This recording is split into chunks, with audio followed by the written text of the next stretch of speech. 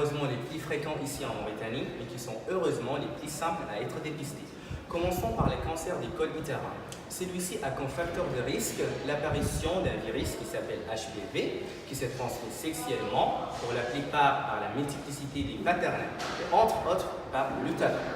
Donc, l'examen qu'il peut y avoir pour la distinction de ce cancer ou pas, c'est l'examen, c'est un frottis cervico-utérin qui va faire une petite brèche au niveau du col pour permettre à l'apparition de celui-ci ou pas. Si c'est le cas, heureusement d'un point de vue, ces cancers se développent aux alentours de 25 ans, donc la personne peut avoir une guérison à travers des antiseptiques. Il va suivre un autre rythme selon, il va être examiné par an. Alors si le cancer n'a pas eu lieu, il pourra faire cet examen entre 2 ou 3 ans.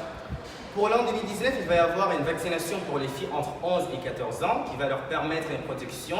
Et comme un ajout, la femme qui n'a pas encore entamé sa première relation, elle peut avoir ce vaccin dans des labos ou des cabinets privés. Le second qui est le cancer du sein. Celui-ci, comme définition bref, est une tumeur maligne qui se développe au niveau du sein.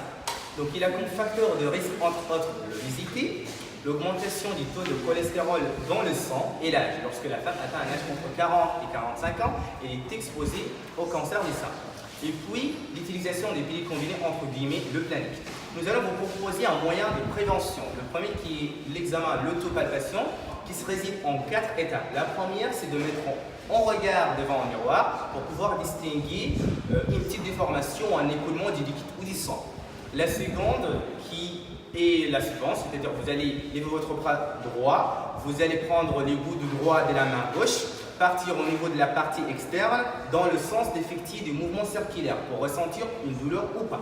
La troisième, c'est de mettre votre main gauche au niveau de la région entre l'aisselle et le sein pour voir est-ce qu'il y a des grosseurs ou pas. La quatrième, c'est de pouvoir faire une petite pression au niveau du mamelon dans le sens de voir un écoulement ou pas. Voilà. Donc, il va y avoir un autre examen qui est le mammographe, c'est une radio qui va vous permettre de voir l'infection ou pas, l'apparition des cancers.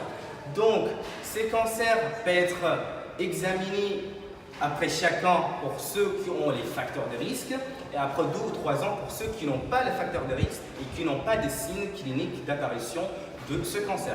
Un autre cas qui est le cancer qui se transmet par le consanguin, c'est-à-dire le fait d'avoir un cousin qui était une fois atteint par le cancer, vous devez regarder l'âge minimal de votre cousin qui était âgé, par exemple 30 ans, vous allez examiner l'examen 25 ans. Et voilà, merci.